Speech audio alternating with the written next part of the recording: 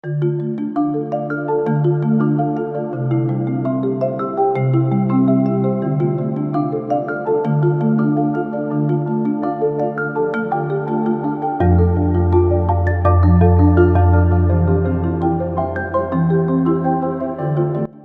like to tell you about the strangest secret in the world.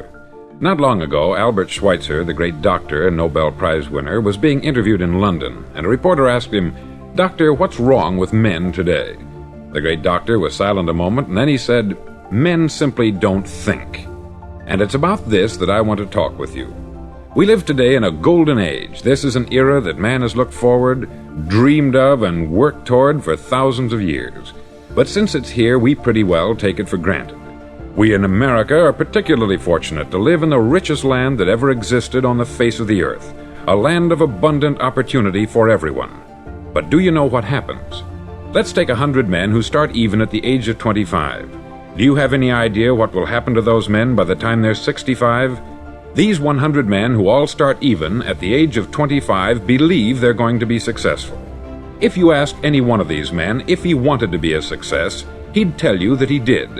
And you'd notice that he was eager toward life, that there was a certain sparkle to his eye, an erectness to his carriage, and life seemed like a pretty interesting adventure to him. But by the time they're 65, 1 will be rich, 4 will be financially independent, 5 will still be working, 54 will be broke. Now think a moment. Out of the 100, only 5 make the grade. Why do so many fail? What has happened to the sparkle that was there when they were 25? What's become of the dreams, the hopes, the plans? And why is there such a large disparity between what these men intended to do and what they actually accomplished? When we say about 5% achieve success, we have to define success. And here's the definition. Success is the progressive realization of a worthy ideal. If a man is working toward a predetermined goal and knows where he's going, that man is a success. If he's not doing that, he's a failure. Success is the progressive realization of a worthy ideal. Rollo May, the distinguished psychiatrist, wrote a wonderful book called Man's Search for Himself. And in this book he says, "The opposite of courage in our society is not cowardice, it is conformity." And there you have the trouble today. It's conformity. People acting like everyone else, without knowing why, without knowing where they're going. Now think of it. In America right now, there are over 14 million people 65 years of age and over, and about 13 million of these 14 million are broke. They're dependent on someone else for life's necessities. Now we learn to read by the time we're 7. We learn to make a living by the time we're 25.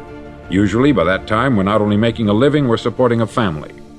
And yet by the time we're 65, we haven't learned how to become financially independent in the richest land that has ever been known. Why? We conform. And the trouble is that we're acting like the wrong percentage group, the 95% who don't succeed. Now why do these people conform? Well, they don't know really. These people believe that their lives are shaped by circumstances, by things that happen to them, by exterior forces. They're outer-directed people. A survey was made one time that covered a lot of men, working men, and these men were asked this question: why do you work? Why do you get up in the morning? 19 out of 20 had no idea. If you ask them, they'll say, everyone goes to work in the morning. And that's the reason they do it, because everyone else is doing it. Now let's get back to our definition of success. Who succeeds? The only man who succeeds is the man who is progressively realizing a worthy ideal. He's the man who says, I'm going to become this, and then begins to work toward that goal. I'll tell you who the successful people are. A success is the school teacher who's teaching school because that's what she wanted to do. The success is the woman who's a wife and mother because she wanted to become a wife and mother and is doing a good job of it. The success is the man who runs the corner gas station because that's what he wanted to do. The success is the successful salesman who wants to become a top-notch salesman and grow and build with his organization. A success is anyone who is doing deliberately a predetermined job because that's what he decided to do deliberately. But only 1 out of 20 does that. That's why today there isn't really any competition unless we make it for ourselves. Instead of competing, all we have to do is create. Now for 20 years I looked for the key which would determine what would happen to a human being. Was there a key I wanted to know? which would make the future a promise that we could foretell to a large extent? Was there a key that would guarantee a person's becoming successful if he only knew about it and knew how to use it? Well, there is such a key, and I've found it. Have you ever wondered why so many men work so hard and honestly without ever achieving anything in particular, and others don't seem to work hard and yet seem to get everything? They have the magic touch. You've heard them say that about someone. Everything he touches turns to gold. And have you ever noticed that a man who becomes successful tends to continue to become successful, and on the other hand, have you noticed how a man who is a failure tends to continue to fail? It's because of goals. Some of us have them, some don't. People with goals succeed because they know where they're going. Now think of a ship leaving a harbor, and think of it with the complete voyage mapped out and planned. The captain and crew know exactly where it's going and how long it will take. It has a definite goal. 9,999 times out of 10,000 it will get to where it started out to get. Now let's take another ship, just like the first, only let's not put a crew on it, or a captain at the helm. Let's give it no aiming point, no goal, no destination. We just start the engines and let it go. I think you'll agree with me that if it gets out of the harbor at all, it will either sink or wind up on some deserted beach a derelict. It can't go any place because it has no destination and no guidance. It's the same with a human being. Take the salesman, for example. There is no other person in the world today with the future of a good salesman. Selling is the world's highest paid profession, if we're good at it and if we know where we're going. Every company needs top-notch salesmen, and they reward those men. The sky is the limit for them. But how many can you find? Someone once said, "The human race is fixed, not to prevent the strong from winning, but to prevent the weak from losing." The American economy today can be likened to a convoy in time of war.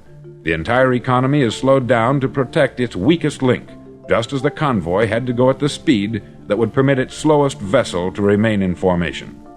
That's why it's so easy to make a living today. It takes no particular brains or talent to make a living and support a family today, so we have a plateau of so-called security, if that's what a person's looking for.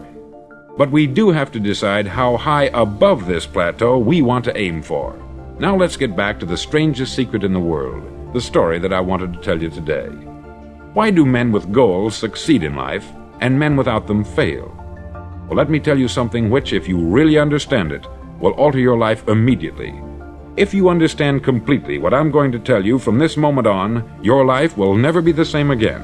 You'll suddenly find that good luck just seems to be attracted to you. The things you want just seem to fall in line. And from now on, you won't have the problems, the worries, the gnawing lump of anxiety that perhaps you've experienced before. Doubt, fear, well, they'll be things of the past. Here's the key to success, and the key to failure. We become what we think about. Now let me say that again. We become what we think about. Throughout all history, the great wise men and teachers, philosophers and prophets have disagreed with one another on many different things. It is only on this one point that they are in complete and unanimous agreement. Listen to what Marcus Aurelius, the great Roman emperor, said. He said, "A man's life is what his thoughts make of it." Disraeli said this, "Everything comes if a man will only wait. I have brought myself by long meditation to the conviction that a human being with a settled purpose must accomplish it, and that nothing can resist a will that will stake even existence for its fulfillment." Ralph Waldo Emerson said this, "A man is what he thinks about all day long." William James said, "The greatest discovery of my generation is that human beings can alter their lives by altering their attitudes of mind." And he also said, "We need only in cold blood act as if the thing in question were real, and it will become infallibly real by growing into such a connection with our life that it will become real. It will become so knit with habit and emotion that our interest in it will be those which characterize belief." He also said this, "If you only care enough for a result, you will almost certainly attain it. If you wish to be rich, you will be rich. If you wish to be learned, you will be learned. If you wish to be good, you will be good. Only you must then really wish these things, and wish them exclusively, and not wish at the same time 100 other incompatible things just as strongly." In the Bible you read, in Mark 9:23, If thou canst believe, all things are possible to him that believeth. Dr. Norman Vincent Peale said this: "This is one of the greatest laws in the universe. Fervently do I wish I had discovered it as a very young man. It dawned upon me much later in life, and I've found it to be one of the greatest, if not my greatest discovery, outside of my relationship to God. And the great law, briefly and simply stated, is that if you think in negative terms, you'll get negative results. If you think in positive terms, you will achieve positive results. That is the simple fact which is at the basis of an astonishing law of prosperity and success. In 3 words, believe and succeed." William Shakespeare put it this way: "Our doubts are traitors, and make us lose the good we oft might win, by fearing to attempt."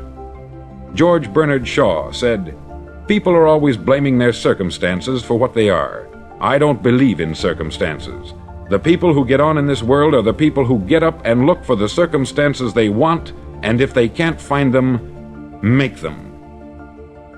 Well, it's pretty apparent, isn't it? And every person who discovered this for a while believed that he was the first one to work it out. We become what we think about. Now, it stands to reason that a person who's thinking about a concrete and worthwhile goal is going to reach it, because that's what he's thinking about. And we become what we think about.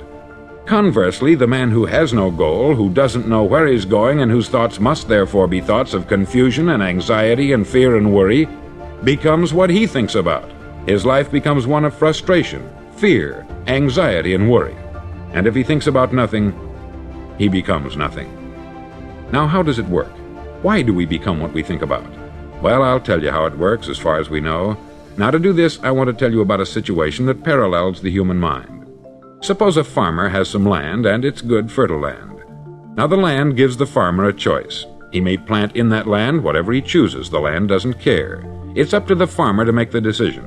Now, remember, we're comparing the human mind with the land, because the mind, like the land, doesn't care what you plant in it.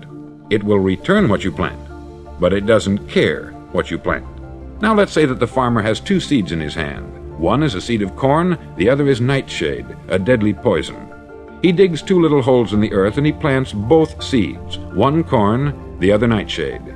He covers up the holes, waters, and takes care of the land, and what will happen? Invariably, the land will return what is planted. As it's written in the Bible, "As ye sow, so shall ye reap." Remember, the land doesn't care. It will return poison in just as wonderful abundance as it will corn. So up come the 2 plants, one corn, one poison. Now, the human mind is far more fertile, far more incredible and mysterious than the land, but it works the same way. It doesn't care what we plant. Success, failure. A concrete, worthwhile goal, or confusion, misunderstanding, fear, anxiety, and so on. But what we plant, it will return to us. You see, the human mind is the last great unexplored continent on the earth. It contains riches beyond our wildest dreams. It will return anything we want to plant. Now, you might say, well, if that's true, why don't people use their minds more? Well, I think they've figured out an answer to that too. Our mind comes as standard equipment at birth. It's free, and things that are given to us for nothing we place little value on. Things that we pay money for, we value. The paradox is that exactly the reverse is true. Everything that's really worthwhile in life came to us free. Our mind, our soul, our body, our hopes, our dreams, our ambitions, our intelligence, our love of family and children and friends. All these priceless possessions are free, but the things that cost us money are actually very cheap and can be replaced at any time. A good man can be completely wiped out and make another fortune. He can do that several times. Even if our home burns down, we can rebuild it, but the things we got for nothing, we can never replace. The human mind isn't used merely because we take it for granted. Familiarity breeds contempt. It can do any kind of job we assign to it, but generally speaking, we use it for little jobs instead of big important ones. Universities have proved that most of us are operating on about 10% of our abilities. Decide now, what is it you want? Plant your goal in your mind. It's the most important decision you'll ever make in your entire life. Do you want to be an outstanding salesman, a better worker at your particular job? Do you want to go places in your company, in your community? All you've got to do is plant that seed in your mind. Care for it. Work steadily toward your goal, and it will become a reality. It not only will, there's no way that it cannot. You see, that is a law, like the laws of Sir Isaac Newton, the laws of gravity. If you get on top of a building and jump off, you'll always go down. You'll never go up. And it's the same with all the other laws of nature. They always work. They're inflexible. Think about your goal in a relaxed, positive way. Picture yourself in your mind's eye as having already achieved this goal. See yourself doing the things you will be doing when you've reached your goal. Ours has been called the phenobarbital age, the age of ulcers and nervous breakdowns. At a time when medical research has raised us to a new plateau of good health and longevity, far too many of us worry ourselves into an early grave trying to cope with things in our own little personal ways, without learning a few great laws that will take care of everything for us. These things we bring on ourselves through our habitual way of thinking. Every one of us is the sum total of his own thoughts. He is where he is because that is exactly where he really wants to be, whether he'll admit that or not. Each of us must live off the fruit of his thoughts in the future, because what you think today and tomorrow, next month and next year, will mold your life and determine your future. You're guided by your mind. I remember one time I was driving through Arizona and I saw one of those giant earth-moving machines roaring along the road at about 35 miles an hour with what looked like 20 tons of dirt in it, a tremendous, incredible machine, and there was a little man perched way up on top with the wheel in his hands guiding it. And as I drove along, I was struck by the similarity of that machine to the human mind. Just suppose you're sitting at the controls of such a vast source of energy. Are you going to sit back and fold your arms and let it run itself into a ditch? Or are you going to keep both hands firmly on the wheel and control and direct this power to a specific, worthwhile purpose? It's up to you. You're in the driver's seat. You see, the very law that gives us success is a two-edged sword. We must control our thinking. The same rule that can lead a man to a life of success, wealth, happiness, and all the things he's ever dreamed of for himself and his family, that very same law can lead him into the gutter. It's all in how he uses it, for good or for bad. This is the strangest secret in the world. Now, why do I say it's strange, and why do I call it a secret? Actually, it isn't a secret at all. It was first promulgated by some of the earliest wise men, and it appears again and again throughout the Bible. But very few people have learned it, understand it. That's why it's strange, and why, for some equally strange reason, it virtually remains a secret. I believe that you could go out and walk down the main street of your town and ask one man after another what the secret of success is, and you probably wouldn't run into one man in a month who could tell you. Now, this information is enormously valuable to us if we really understand it and apply it.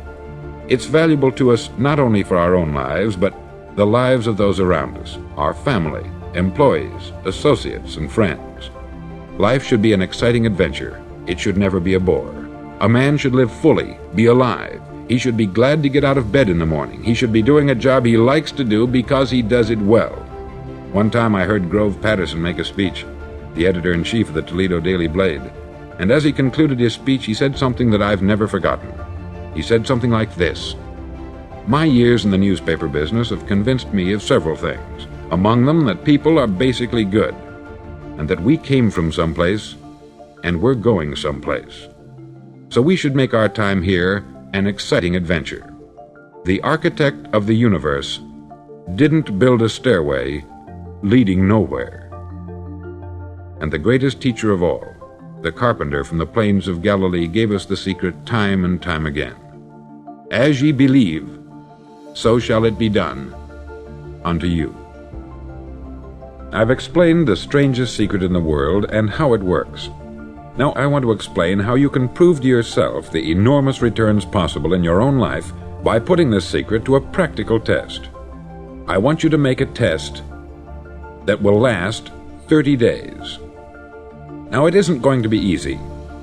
If you'll give it a good try, it will completely change your life for the better. Back in the 17th century, Sir Isaac Newton, the English mathematician and natural philosopher, gave us some natural laws of physics which apply as much to human beings as they do to the movement of bodies in the universe. Now, one of these laws is that for every action, there is an equal and opposite reaction. Simply stated, as it applies to you and me, it means we can achieve nothing without paying the price. The results of your 30-day experiment will be in direct proportion to the effort you put forth. To be a doctor, you must pay the price of long years of difficult study. To be successful in selling, and remember that each of us succeeds to the extent of his ability to sell, selling our families on our ideas, selling education in schools, selling our children on the advantages of living the good and honest life, selling our associates and employees on the importance of being exceptional people, to, of course, the profession of selling itself. But to be successful in selling our way to the good life, we must be willing to pay the price. Now, what is that price? Well, it's many things. First, it's understanding emotionally, as well as intellectually, that we literally become what we think about, that we must control our thoughts if we're to control our lives. It's understanding fully that, as ye sow, so shall ye reap. Secondly, it's cutting away all the fetters from the mind and permitting it to soar as it was divinely designed to do. It's the realization that your limitations are self-imposed, and that the opportunities for you today are enormous beyond belief. It's rising above narrow-minded pettiness and prejudice.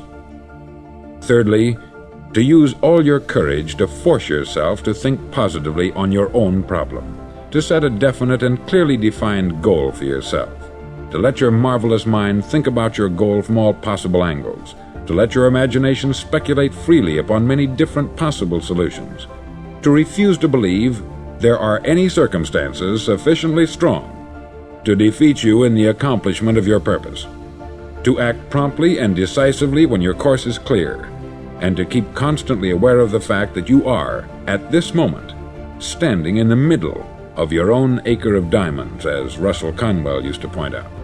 Fourth, save at least 10% of what you earn.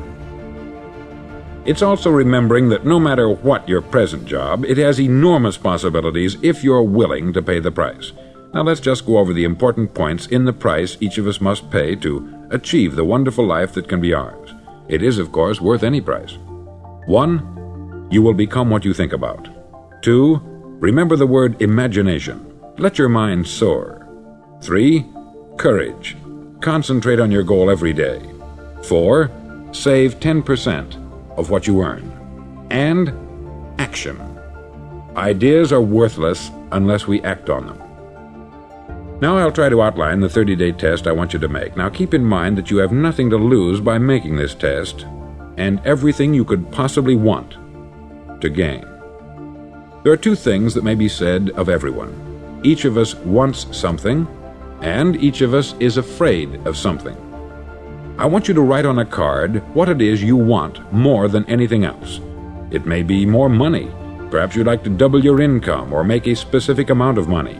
It may be a beautiful home. It may be success at your job.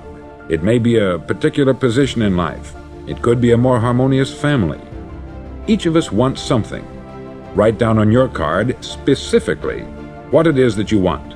Make sure it's a single goal and clearly defined. You needn't show it to anyone, but carry it with you so that you can look at it several times a day. Think about it in a cheerful, relaxed, positive way each morning when you get up, and immediately you have something to work for, something to get out of bed for, something to live for. Look at it every chance you get during the day and just before going to bed at night. As you look at it, remember that you must become what you think about, and since you're thinking about your goal, you realize that soon it will be yours. In fact, it's yours really the moment you write it down and begin to think about it. Look at the abundance all around you as you go about your daily business. You have as much right to this abundance as any other living creature. It's yours for the asking. Now we come to the difficult part. Difficult because it means the formation of what is probably a brand new habit, and new habits are not easily formed. Once formed, however, it'll follow you for the rest of your life. Stop thinking about what it is you fear. Each time a fearful or negative thought comes into your consciousness, replace it with a mental picture of your positive and worthwhile goal. There will come times when you will feel like giving up. It's easier for a human being to think negatively than positively. That's why only 5% is successful. You must begin now to place yourself in that group.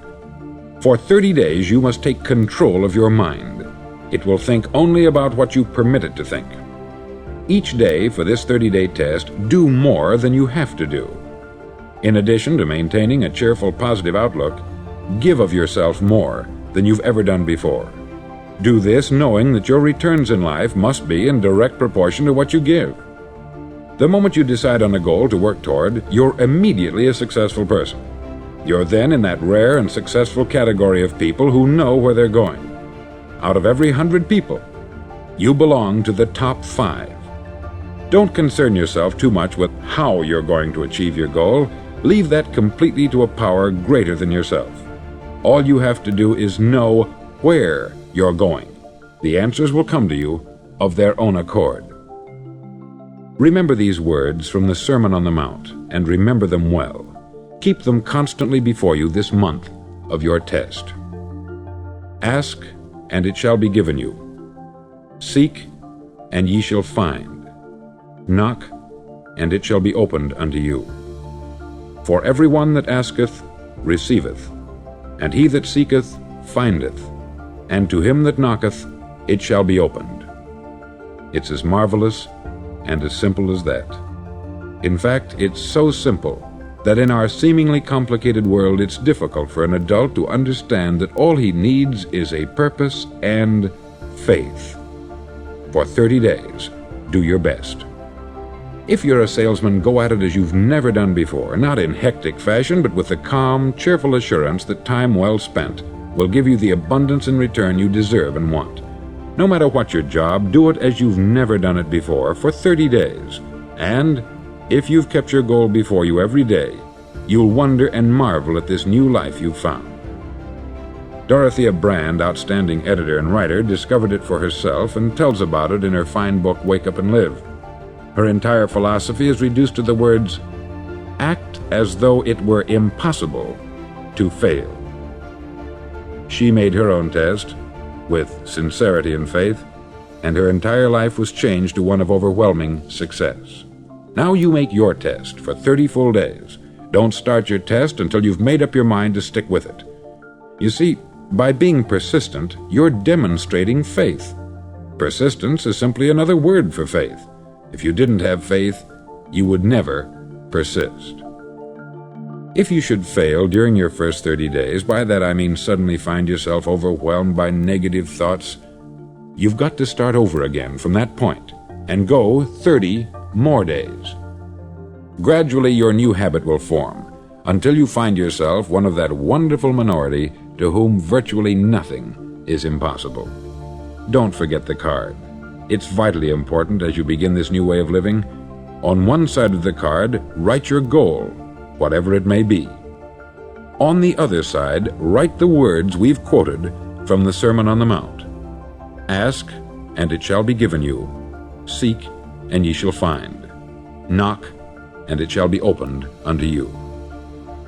In your spare time during your test period, read books that will help you. Inspirational books like the Bible, Dorothea Brand's Wake Up and Live, The Magic of Believing by Claude Bristol, Think and Grow Rich by Napoleon Hill, and other books that instruct and inspire. Nothing great was ever accomplished without inspiration. See that during these crucial first 30 days, your own inspiration is kept at a peak. Above all, don't worry. Worry brings fear, and fear is crippling. The only thing that can cause you to worry during your test is trying to do it all yourself. Know that all you have to do is hold your goal before you. Everything else will take care of itself. Remember also to keep calm and cheerful. Don't let petty things annoy you and get you off course. Now, since making this test is difficult, some may say, well, why should I bother? Well, look at the alternative. No one wants to be a failure. No one really wants to be a mediocre individual. No one wants a life constantly filled with worry, fear, and frustration. Therefore, remember that you must reap that which you sow.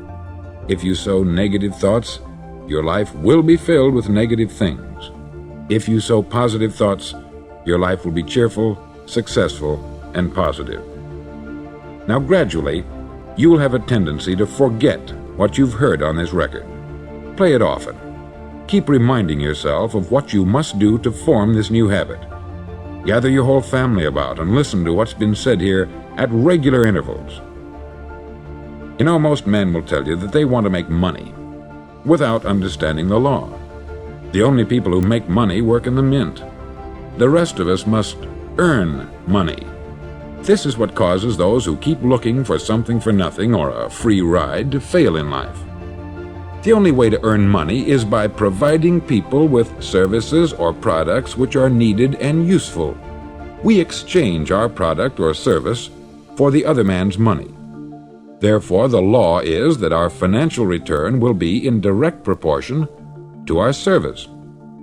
Success is not the result of making money. Making money is the result of success, and success is in direct proportion to our service. Most people have this law backwards.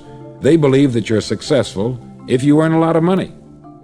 The truth is that you can only earn money after you're successful. It's like the story of the man who sat in front of the stove and said to it, "Give me heat, and then I'll add the wood." How many men and women do you know, or do you suppose there are today, who take the same attitude toward life? There are millions.